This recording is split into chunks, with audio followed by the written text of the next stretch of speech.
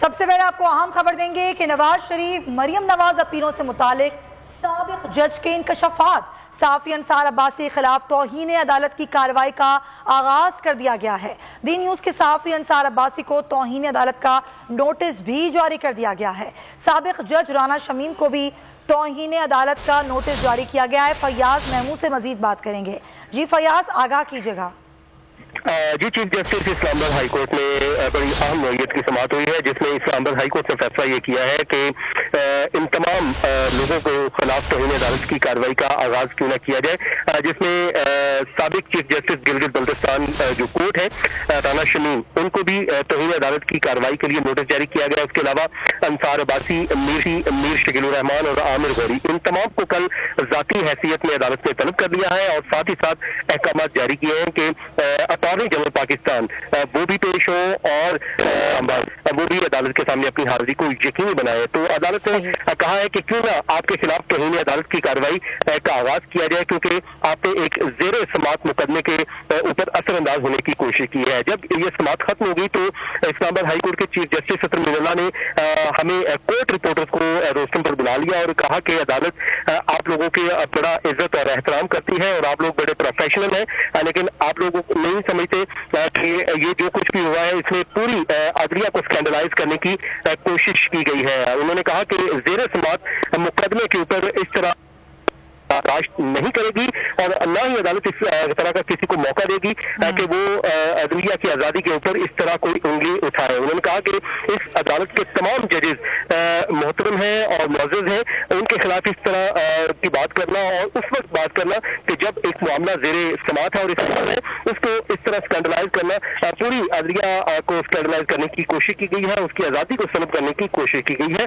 تو جس میں انہوں نے کہا کہ یہ عدالت کورٹ رپورٹرز کی جو کاوشیں ہیں آپ کی اس کو سراہتی ہے، لیکن یہ جو کچھ ہوا یہ درست نہیں ہے۔ انہوں نے کہا کہ اگر میری ذات سے متعلق آپ نے کوئی بات کرنی ہے آپ بالکل کریں، لیکن یہ عدالت ہرگز برداشت نہیں کرے گی کہ کسی زیر سماعت مقدمے کے اوپر اس طرح جو اس کو اسکینڈلائز کرنا وہ عدالت کسی صورت برداشت نہیں کرے گی۔ اور کل اس کیس کی سماعت 10 بجے ہوگی اور سب کو نوٹس جاری کرتے ہوئے سب کو نوٹیفیکیشن جاری کیے گئے ہیں اور کہا گیا حاضری یقینی بنائی جائے۔ فیاض محمود، آگاہ کرنے کے لیے بہت شکریہ۔ سابق چیف جج گلگت بلتستان رانا شمیم نے سابق چیف جسٹس ثاقب نثار سے متعلق خبر کو درست قرار دے دیا۔ کہا کہ اپنا بیان اقرار نامے کے ساتھ دیا، بیان کے ایک ایک حرف پر قائم ہوں، چاہے پر جب ثاقب نثار سے ملاقات ہوئی تھی اس وقت میری بیوی بھی بیٹھی ہوئی تھی۔ حسن نواز کو جب معاملے سے آگاہ کیا گیا تو انہوں نے جواب یہ دیا تھا کہ ہم نے اپنا معاملہ خدا پر چھوڑا ہوا ہے۔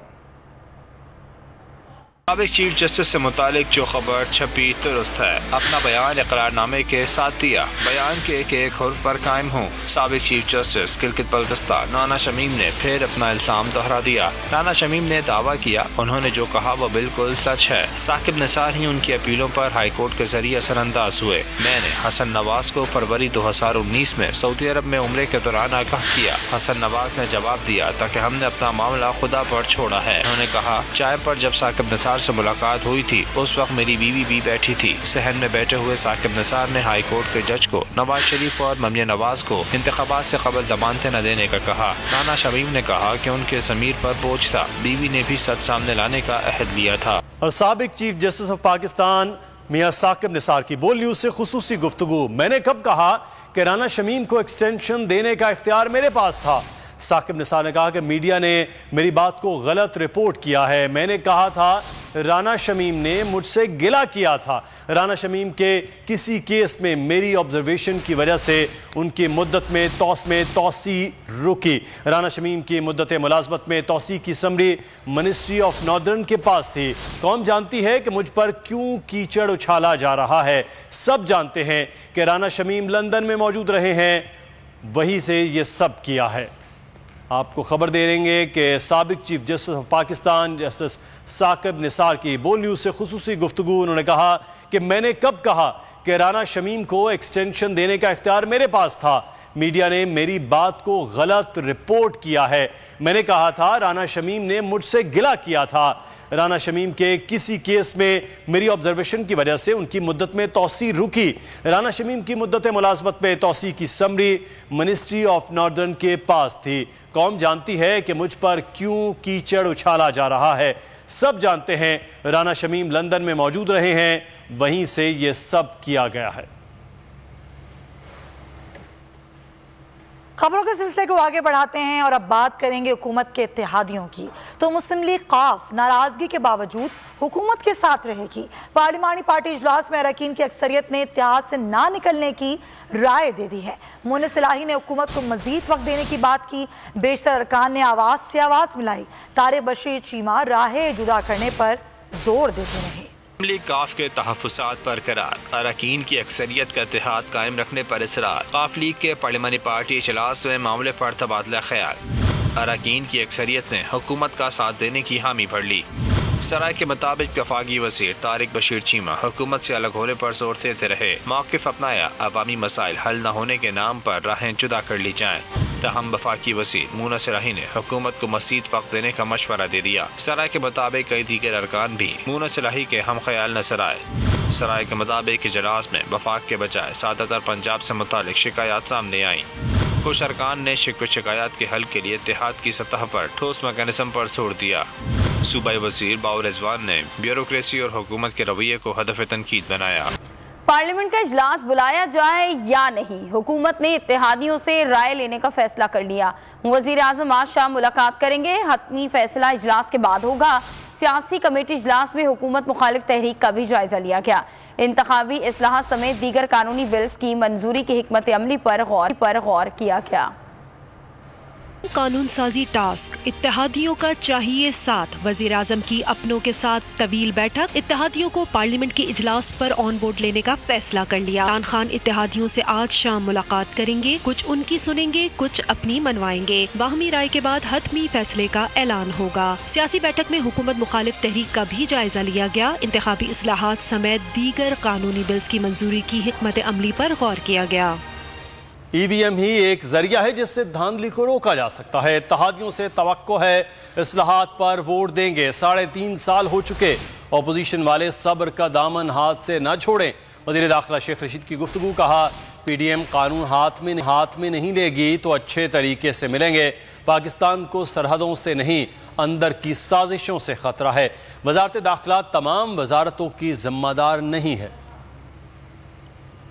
کو انشاءاللہ سرحدوں سے نہیں, لیکن ایسی سازشیں ضرور ہیں کہ پاکستان کو اندر سے ڈی سٹیبل کیا جائے. ٹھیک ہو جائے گا انشاءاللہ تعالی. مجھے اللہ سے پورا امید ہے کہ اتحادی ہمارے ساتھ چلیں گے. یقیناً میں تو اپنا کہہ سکتا ہوں, میں تو اے وی ایم عمران خان کی یہ سوچ ہے کہ اے وی ایم ہی دھاندلی کو روکنے کا ایک ذریعہ ہے, ورنہ پھر لوگ کہیں گے دھاندلی ہوئی ہے. کہ وزارت داخلہ ساری منسٹریوں کی جواب دہ نہیں ہے.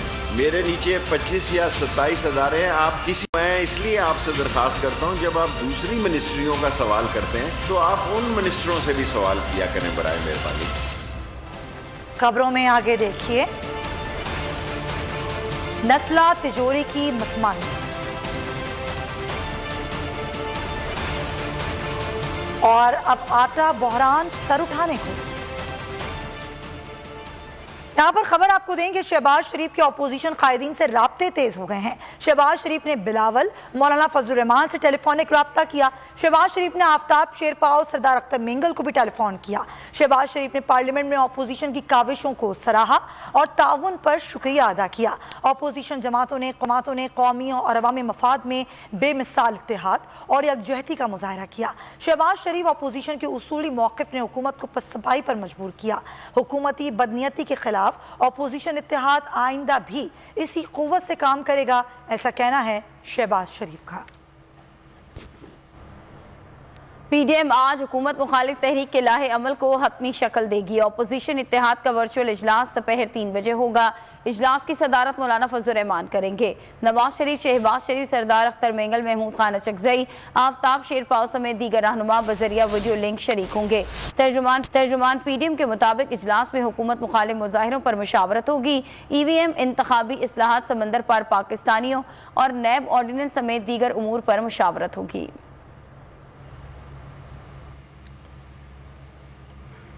قومی اسمبلی کے ایوان میں آج مہنگائی کے معاملے کی گونج ہوگی۔ پیٹرولیم مصنوعات کی قیمتوں سے متعلق توجہ دلاؤ نوٹس بھی اجلاس کے 23 نکاتی ایجنڈے پر موجود ہے۔ اپوزیشن نے حکومت کو ٹف ٹائم دینے کی ٹھان لی۔ پیٹرولیم قیمتوں میں اضافہ، تیزی سے بڑھتی مہنگائی، اپوزیشن آج قومی اسمبلی میں کرے گی بھرپور ہنگامہ آرائی۔ قومی اسمبلی اجلاس کے لیے 23 نکاتی ایجنڈا جاری کر دیا گیا۔ پیٹرولیم مصنوعات کی قیمتوں سے متعلق توجہ دلاؤ نوٹس بھی ایجنڈے پر موجود ہے۔ معاملے پر حکومت کو آڑے ہاتھوں لیا جائے گا۔ حزب اختلاف کی جماعتوں نے فیلڈنگ سیٹ کر لی۔ اسپتالوں کی مشورہ فیس میں اضافے کا معاملہ بھی زیر بحث ہوگا۔ قومی رحمت للعالمین اتھارٹی قیام کا آرڈیننس بھی ایوان کے سامنے رکھا جائے گا۔ والدین کے تحفظ کے بل پر قائمہ کمیٹی کی رپورٹ پیش ہوگی۔ 7ویں قومی مالیاتی کمیشن کی جولائی دسمبر 2020 کی عمل درآمد رپورٹ بھی پیش ہوگی۔ اوگرا ترمیمی بل 2021 پر قائمہ کمیٹی کی رپورٹ پیش ہوگی۔ سبسکرائب کریں اور بیل دبائیں تاکہ کوئی خبر رہ نہ جائے۔